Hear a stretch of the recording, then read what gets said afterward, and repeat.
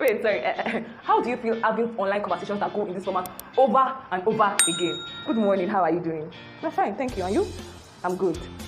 Wait, let me guess. If I let's make it, if I get it correctly, you're going to hit the like button right now. But if not, you hit this button. Is that a deal? Okay. So sometimes you feel bored, indifferent, tired, or just somehow.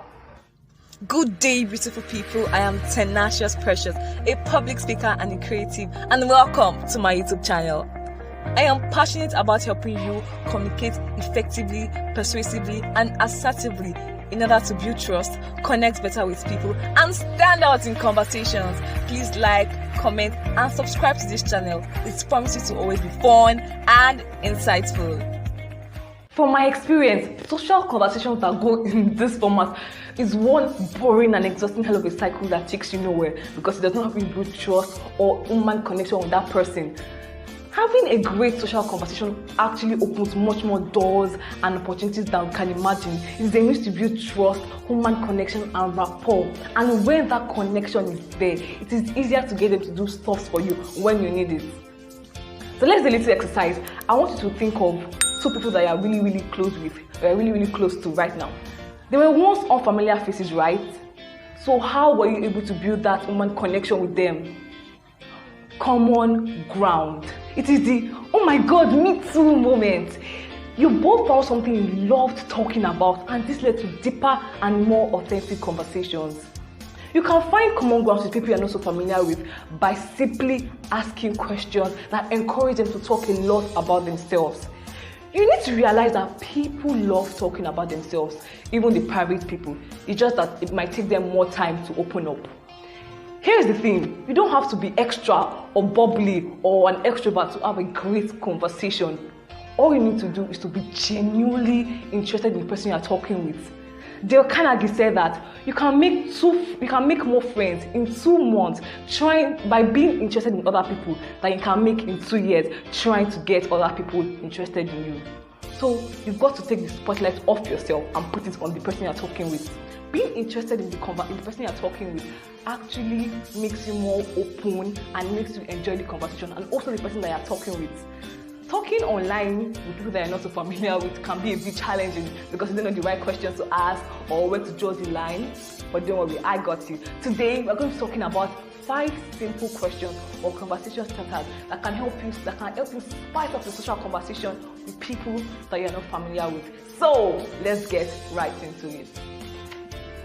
1. What do you do for fun? This is a great way to start a conversation, and it's a better alternative to what do you do, because most times people already have an automated response. I remember one time that I was trying to start up a conversation with a friend or somebody I met online, and so I asked him, what do you do?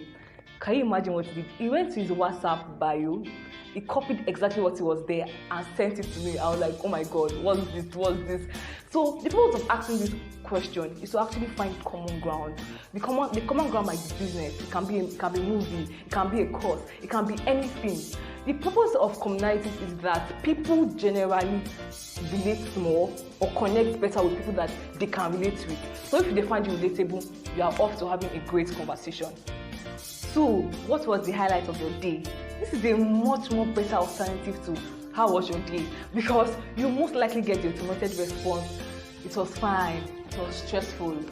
So the purpose of asking this question actually gives the person the perfect opportunity to talk about how their day went and to take you through a journey on the interesting things that happened. And when I shared it among a few friends, it was wonderful. So let's move to the third one. 3. Get the person to tell you a story by asking questions like, what was your favorite childhood memory? Describe a moment or describe your favorite moment being a fresher in the tertiary institution. This is actually a very good question because it gives the person the perfect opportunity to talk in depth about themselves while remembering a past memory. And things that nostalgia, that is the feeling of longing for some past experiences, gets people in a good mood. Because it's like telling them to borrow excitement from the past and bring it into the conversation. This would definitely make you much more memorable. According to an article published by science.howstuffswork.com, when the brain is remembering past memories, Feel-good chemicals are released into the brain, such as dopamine, and this makes the person feel good and feel very happy. So today, have a dopamine-worthy conversation. 4. Have you seen this movie? What was your favorite character and why? This is actually a great conversation starter.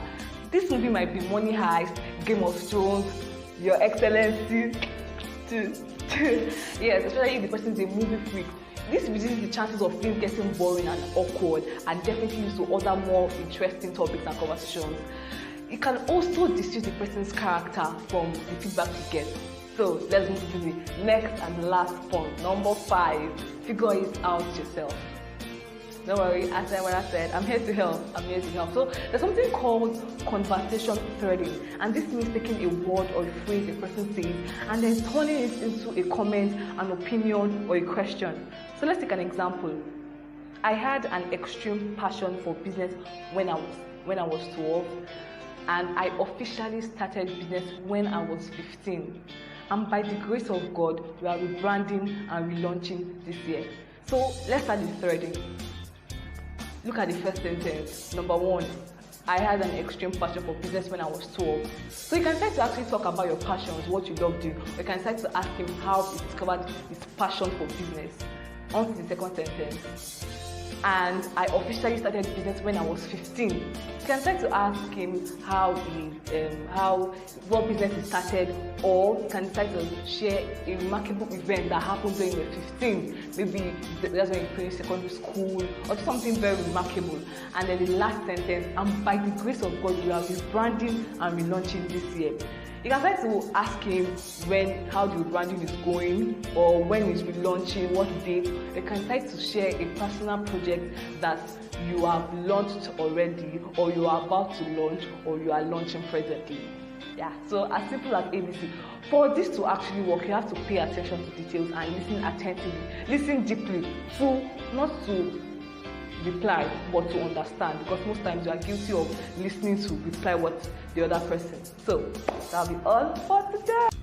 I feel it's also very, very important to give feedback and share your opinions, because continuing to ask questions over and over again is like, it makes it feel like an interview, and I'm sure that you don't want to give up that vibe. Remember, all these conversation starters will not work if you are not genuinely interested in the other person. If you are not interested, it will definitely not work. Also, don't be afraid to take things in a totally new direction. Ask new questions.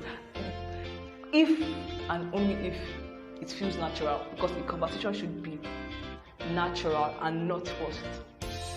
My big challenge for you today is to have a dopamine-worthy conversation using these conversation starters in this video. On that note, thank you guys for the love that you showed me. Thank you. The Tenacious Precious, you guys are the best. I was overwhelmed with love. You guys indeed showered me with love. So thank you so much for watching my video. Thank you for sticking with me till the end right now. Thank you so much. And I would like you to comment. Don't forget to like. You have liked the beginning, so don't forget to like, comment what you've learned, and what you disagree with. I would love to know in the comment section. And subscribe if you have not subscribed. Hit that subscribe button now and turn on the notification bell. On that note, this is Tenacious Precious reminding you that effective communication is not about perfection, but about human connection.